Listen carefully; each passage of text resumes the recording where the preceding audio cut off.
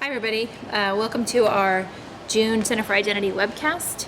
I'm Katie Stevens, the Center for Identity's Education Program Manager, and I'm here today with Jared Wise, who is the Director of Public Relations and Outreach for the Better Business Bureau of serving Central, Coastal, Southwest Texas, and the Permian Basin. It's a long name. It's a very long name. And Jared is here to share his expertise with us today about small businesses and identity theft.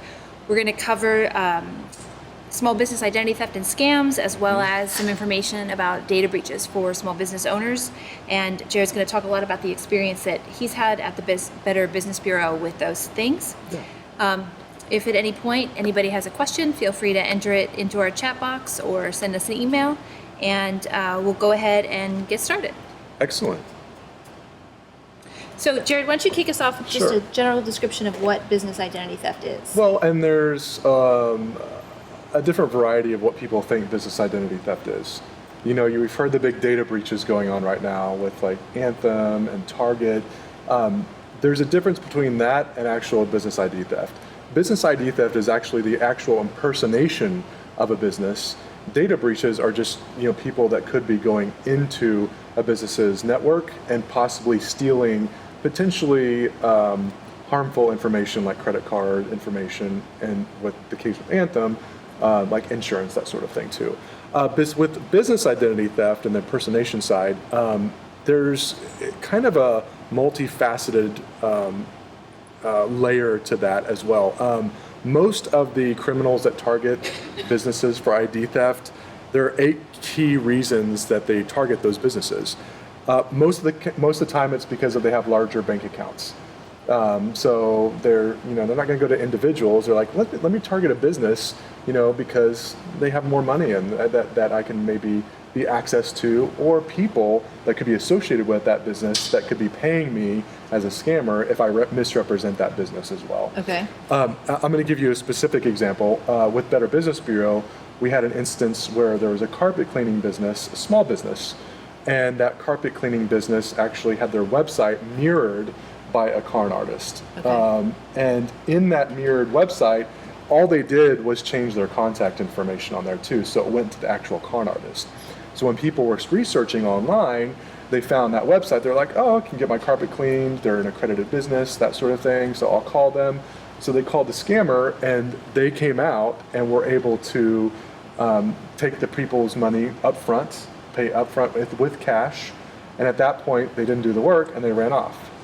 Unfortunately, the people that asked for that service, that came back to the real business and said, you guys had one of your people come out and they didn't do the work, they took the money, what's going on with this? And they're like, well, that's not the employee we had. So there's some confusion with that too. Now that's a very specific form of business ID theft that we've had to deal with. And we helped the business owner a little bit. We talked with them about how they can kind of fix the problem. They were able to get a lawyer involved and get that website shut down. Okay. But unfortunately, that did hurt his business a little bit. So the biggest factor on that is you just have to really watch out and do those web searches.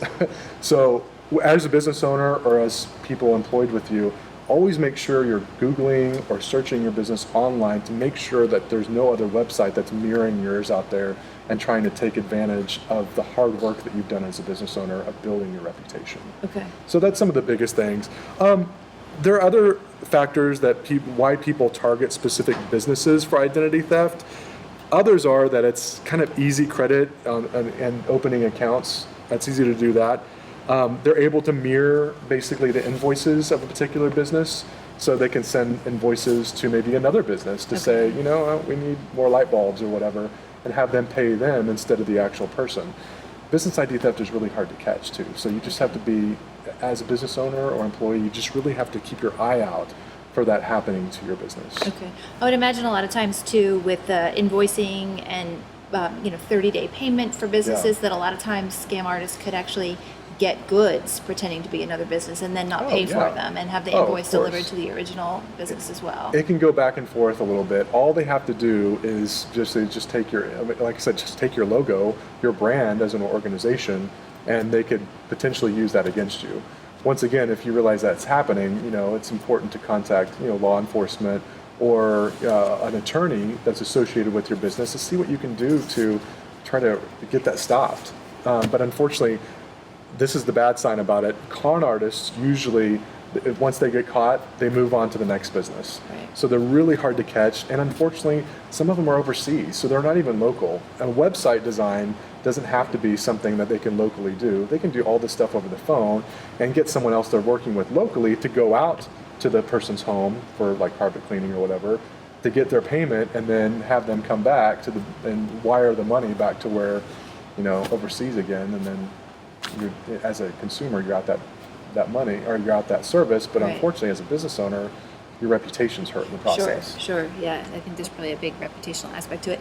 So, since you've clarified for us the difference between a data breach, where someone Yes. is going into a business and stealing their customers' information, versus business identity theft, where it's the business's information that's actually being used, can you talk a little bit more about some of the common scams beyond the carpet cleaning one that you have seen at the Better Business Bureau? Some of the biggest scams associated with businesses that we found is one of them is called office supply fraud, which is kind of what I mentioned a minute ago.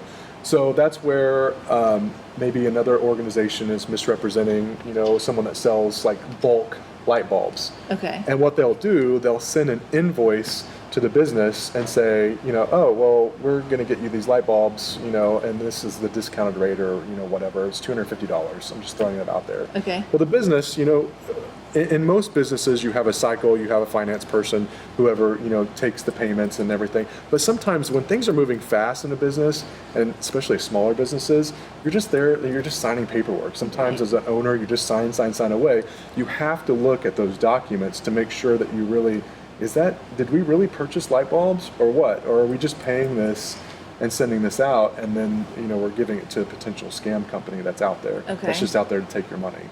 So just be really careful about what we call the office supply fraud, and make sure you're looking at every invoice that's coming in detail, and make sure you have some kind of paperwork to back it up to say, yes, we did purchase this. Here's the inventory list we have. Here's the exact style of light bulbs we have. So just really make sure you keep an eye out for that, because that's probably one of the biggest scams that are affecting small businesses right now. Okay. Another one is the Yellow Pages invoices too. So, Okay. And that's to be put in a directory. So Yellow Pages is not a trademarked. The Walking Fingers logo is not trademarked. Right. So anybody can pretty much use it. So the unfortunate thing is that you'll as a business owner, sometimes you'll be targeted to be in directory listings specifically for some kind of trade organization or whatever.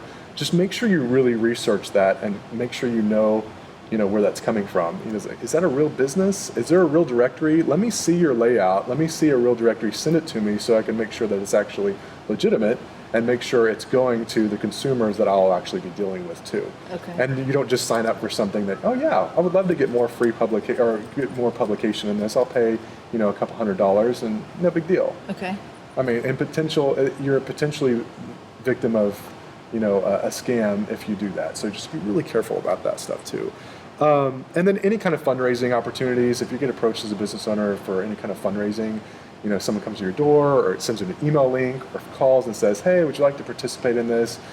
Always do your research. As in Better Business Bureau, we always tell people to research the organization, go to bbb.org, check out the company, make sure that they're, someone you really want to be working with, and make sure they're even real in the first place too. Okay. You mentioned email links. I think that what we see at the Center for individuals and for data breaches, that the use of email links to collect personal information and then go on to steal identities is really, really problematic. And so learning about how to recognize a phishing scam, tools and tips for that, any advice or anything you've seen with that? The biggest thing is if you get an email that just seems weird, I mean, trust your gut. And that's what we always tell people, just trust your gut. You can always contact that organization or whatever directly and ask them, is this something we're going to deal with? So don't open emails that seem weird, and especially when you do, don't click on links that seem mysterious. So you can usually hover over a link and it'll show you how where it's actually going to direct you. And if it looks really long and okay, there's a lot of letters and numbers, and it doesn't go to something that's that seems to be connected to that organization, don't click it, because that could download malware onto your computer, which could, once again, open your computer up to being hacked. We have a really great video actually on our website that demonstrates exactly the hovering thing that you're talking about and walks you through how to recognize Good. a Oh, that's phishing email. So fantastic. it's a good resource for people to use. That's fantastic. And be careful on social media too. I mean, it's the same. It goes the same thing with email and social media as well. So if you have a business, and you have, and most businesses do have a Facebook page or Twitter page or whatever. If you get sent messages that just seem weird and say to click on a link or whatever, just be careful about that. Because once again, clicking on that, especially when you're on a business computer at work, I mean, that could potentially. I mean, there's a lot of firewalls and blocks in most businesses, but that could open you up to getting hacked into your business network as well. So that's just something to be aware of. No one should be playing on their computer when they're at work anyway on Facebook or social Twitter, but some people do. But that's just something to be aware of, and make sure there's a good social media policy in place for all of your employees, so that way they know not to do that while they're, like I said, on work computers as well. Okay, I think you've actually jumped perfectly into our next question, which is what should businesses be doing to protect themselves?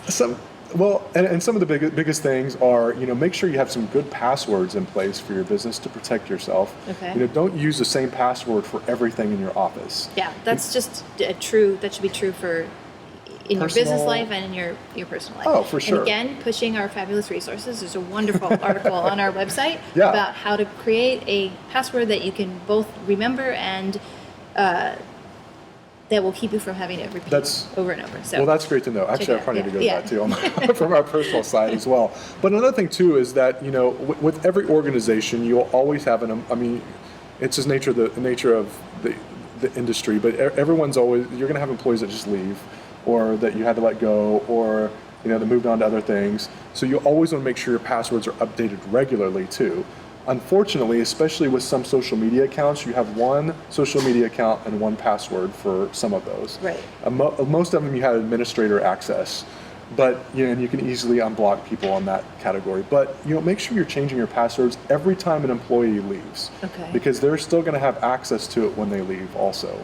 And make sure to try to get with them as well if they do have access on their phones, because sometimes even when you change the password, they still have access until they log off. Okay. So make sure that that's kind of cleared, and make sure you keep kind of the personal phone and the social media and any other personal data away from their smartphones, and make sure that's only on work-related material as well. Okay. So that's some of the biggest thing. I mean, the biggest thing is password control and monitoring, and making sure you have a plan in place in case something does happen.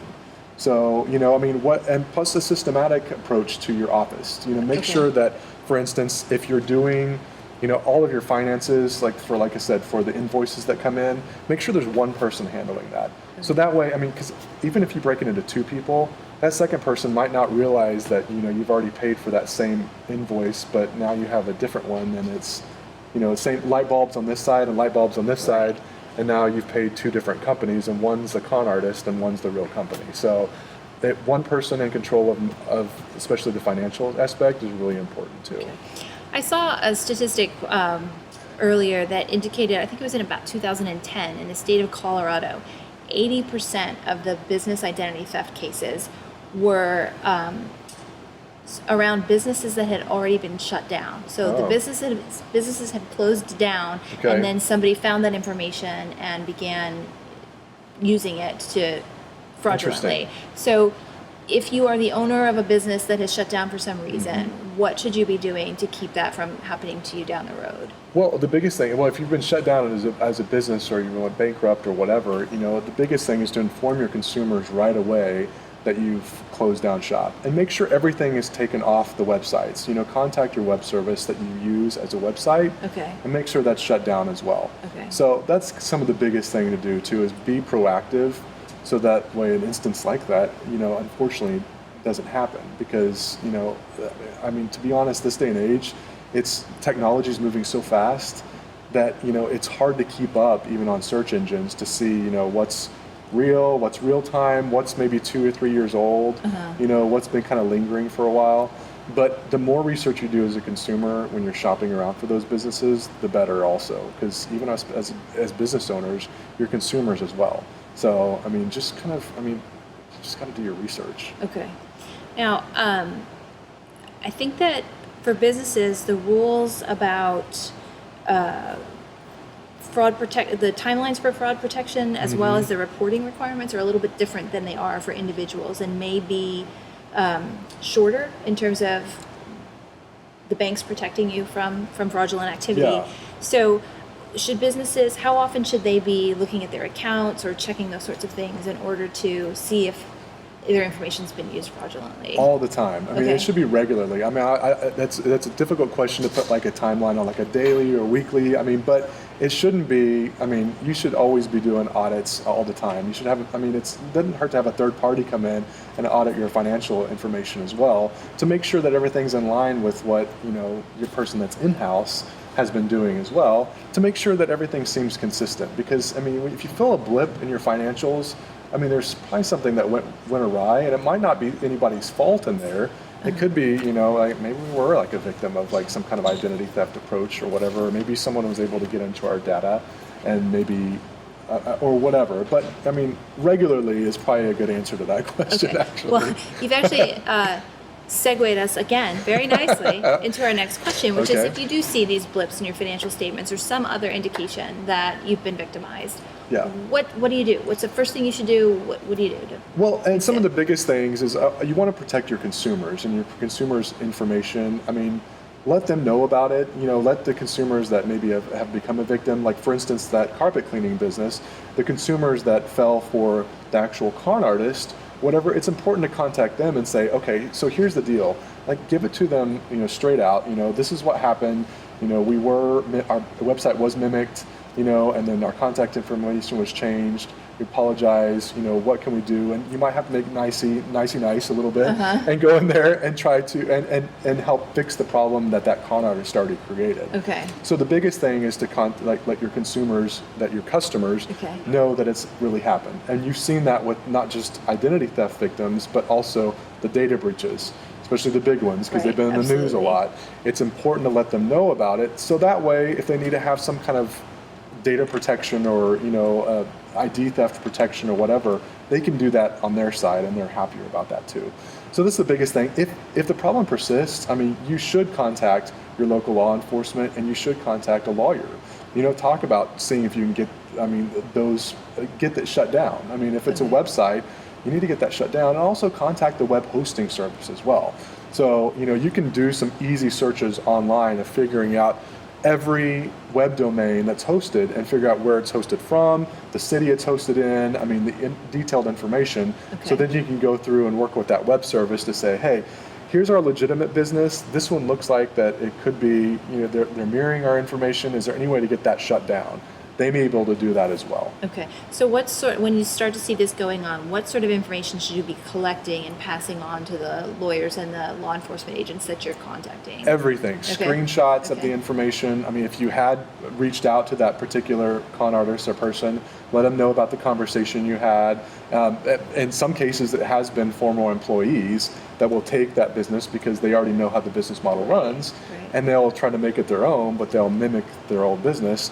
So let them know. Like, if I had past employees that I've had problems with, maybe it could be this, but it might be worth investigating if they could potentially have been someone that was out to harm me. So let them know of all the details and that nature, and just be open to, giving them the details that they need too. Okay.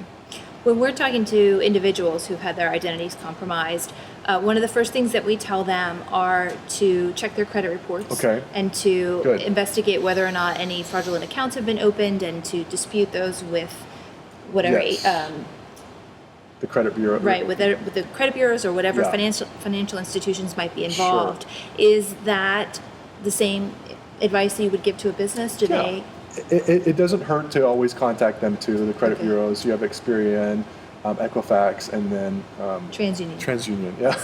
They're our partner. Yeah, so yeah. we Oh, there can't we forget go. them. Okay, we Yes. can't forget them then. Okay, but it's always important to just contact them, let them know, and you might be able to, as a business too, you may be able to go on there and put alerts on there too as Okay, well. So, right. I mean, that's an additional step that you might want to do as Okay. well to protect more of your financial information and make sure that your financial information isn't victimized also. So it's not just your reputation, it's your finances too, but you have to protect both equally.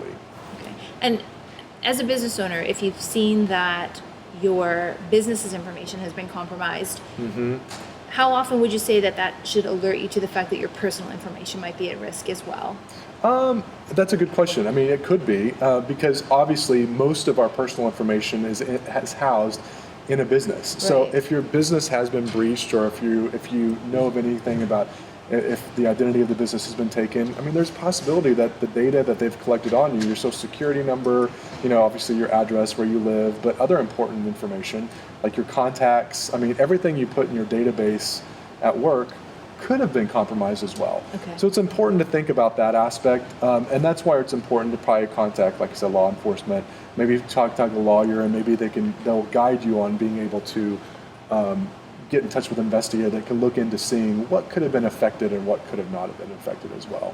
And that's why these big, huge companies, like I said, like the Anthem and the Targets, they have a big, huge staff available, and Right. they have lawyers and everything that can go in there and do that really quickly. As a small business, you really don't have that. So it's important that you start taking steps like that if you think you have been victimized. Okay. So we've talked a lot about a business's information being used for fraudulent purposes. Mm-hmm. And you've mentioned several times things like Target and Anthem. These are huge Yeah. companies who, we're not talking about their identity being stolen, but instead we're talking about them being breached and their customers' correct. information being compromised. Talk a little bit about small business data breaches. How frequently do you see that? Are those companies as likely to be breached as a Target or an Anthem? They could be, and we were kind of having this conversation earlier, but you can kind of think of it, so data breaches and business ID theft are two separate things, and they operate a little differently. So for a business identity theft, usually you would think that the smaller business might be targeted more, and the reason is because it's easier to gain access to a website and it's more difficult for that business to help shut that down. So you're able to operate a little longer. So in that instance, that's probably a little bit bigger for them. But when it comes to data breaches, when the data breaches actually happen, the smaller business is a little bit less likely to be targeted because they're trying to go after the bigger fish out there. Because they want all of the credit card information, they want all that social security information, they want more because they'll be able to get more financial gains from that, if that kind of makes a little bit of sense. If they go after a smaller business, they're able to get into their equipment a little easier, but they're not going to get as much of the hardcore money that they're really looking for. They're looking for financial gains out of this on both sides of it. However, like I said, with the data breaches, they're going after the bigger fish. With the ID theft, they're going after the smaller but both instances, they're able to get better financial gains out of it. Okay. I think that with data breaches, because the ones that we're exposed to most often are these giant ones, that we Yes. tend to think that it's often, some guy in a hoodie hacking into a computer somewhere trying to steal our Like information. Matrix or whatever. Exactly. But what we've seen is that, almost, I think the numbers, depending on what study you read, can be up to about 50% of data breaches are actually caused by people on the inside. Okay. And sometimes Makes that's sense. malicious insiders who are Yeah. stealing information. And sometimes it's just somebody who's screwed up. Yeah. And I think that those are probably the things that are fairly common within smaller businesses Yes. for whom there isn't an IT department to be dealing with all of this, for people who are going to be easier to get with a phishing scam or Yes. something like that. And so You're right. I think that talking a little bit about what small businesses can do, beyond worrying about the IT controls, but just on a day-to-day basis in order to protect customer information might have some value. So what would be some Yeah. key points that you think they could take a look at? You talked already about like limiting information, like the Yes. social media controls, making sure that you limit access to information on a need-to-know basis only. Yes, and the network. Make sure you have a secure network, and that's a big thing passwords. too. And the passwords, like we talked about. But that's a big thing because you're right. The bigger companies are able to put more money into protecting their data. Smaller companies are out there just to do their services and their products and get that started. They're less likely to hire an IT person. And make sure, if it, once again, and it's just mobile phones too, it's a smartphone age, this day and age, everything's connected. Right. You have to keep your business separate. And that's the thing with small business too. I know as a business owner, it's easy. And if you're the owner of a business, it's different. But if you have employees that have a lot of access to data on their smartphones or their tablets, sometimes you're unable to, unless you log out of like certain areas, like I said, like the social media sites, then you're on there for forever. Right. So the biggest thing is making sure that you have full control of that as a business owner, as a small business owner.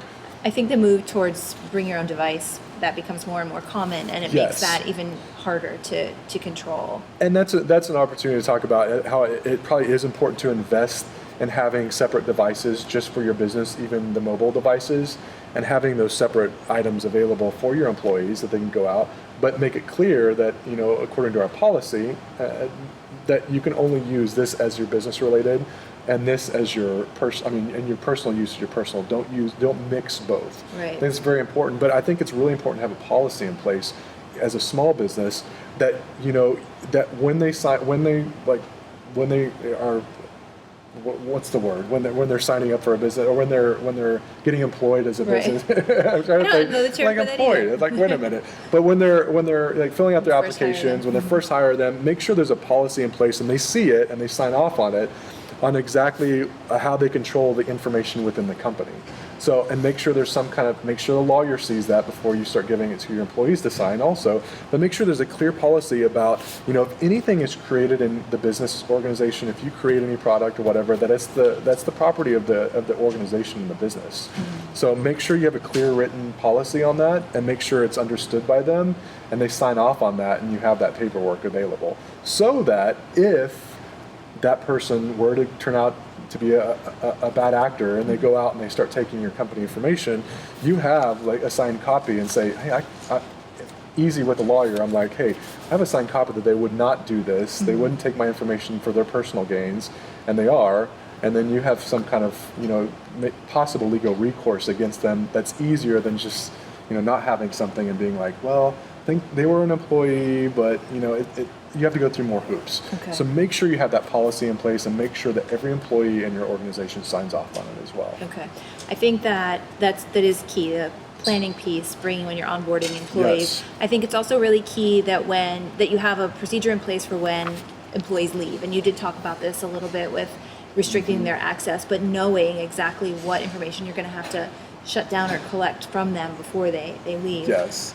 We had, a couple weeks ago, we had a data breach workshop, and the FBI and the Secret Service were here with us to talk to folks about this kind of stuff. And one of the key points that came out of that, too, was that everyone should essentially begin to expect now that they are going to be breached in some way, whether it's the malicious outsider or the accidental insider or wherever that comes from, that they will have a breach and that there's responsibilities that come along with that.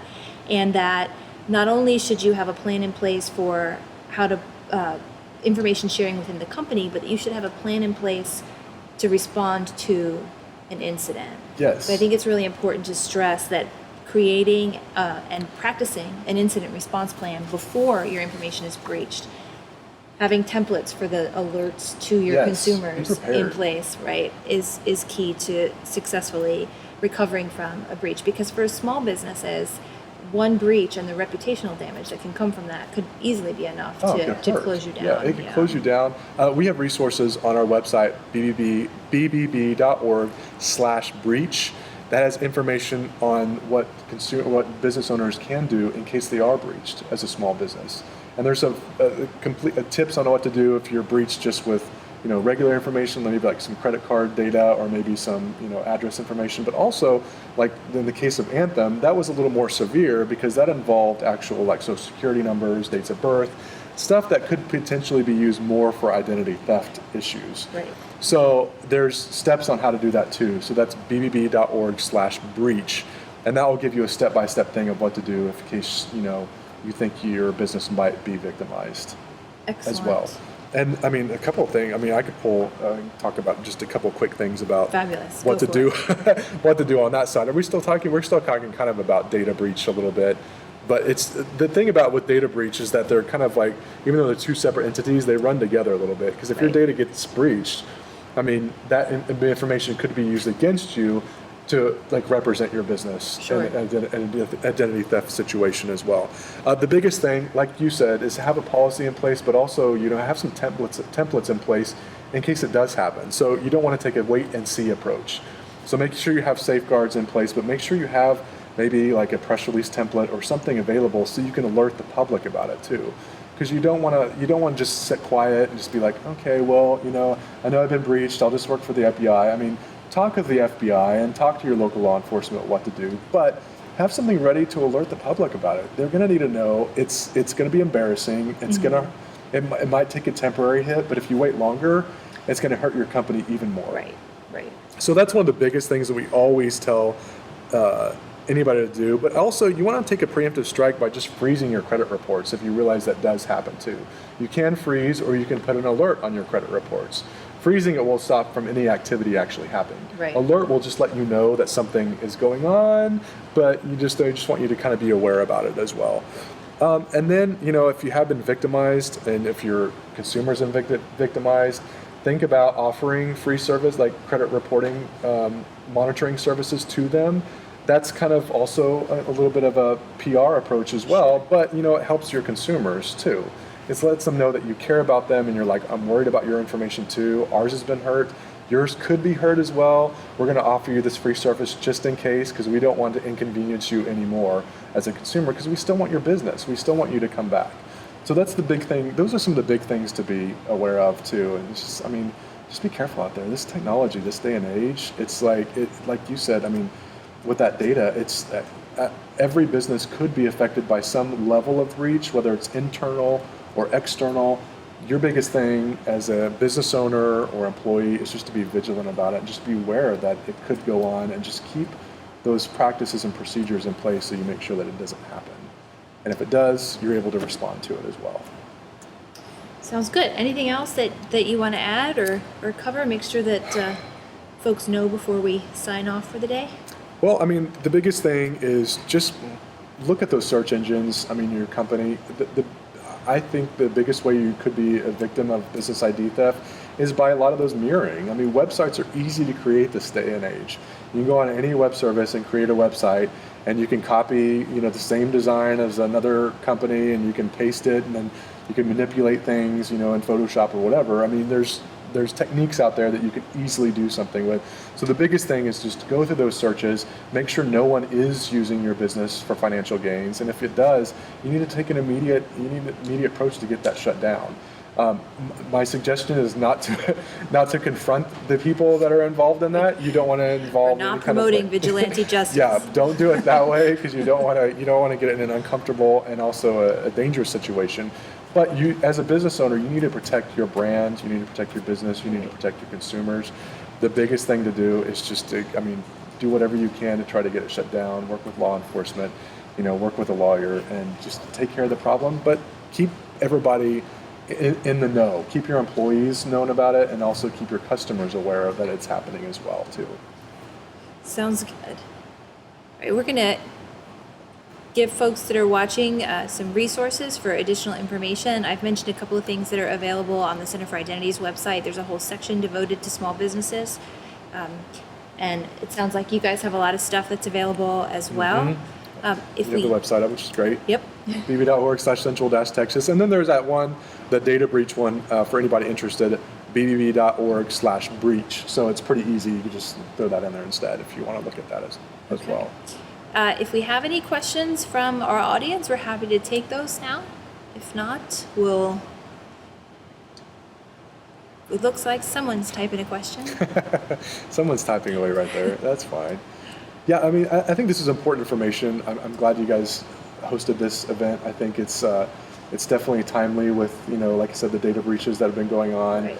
More are just going to keep happening. But also, like I said, with the smaller businesses being victims of identity theft out there, it's important to know that it could happen. Right. And it has happened. Right. There's a lot of focus, I think, on individual identity theft. That's what we generally tend to think of. And yes. The business version of that is really complicated. And it's just as dangerous and sometimes, more costly, obviously, too. If someone's out there misrepresenting you, taking your money, that could be going to your organization, and then not doing the work either. I mean, Right. that not only hurts you Reputational financially, elements are but it hurts key. your reputation as well.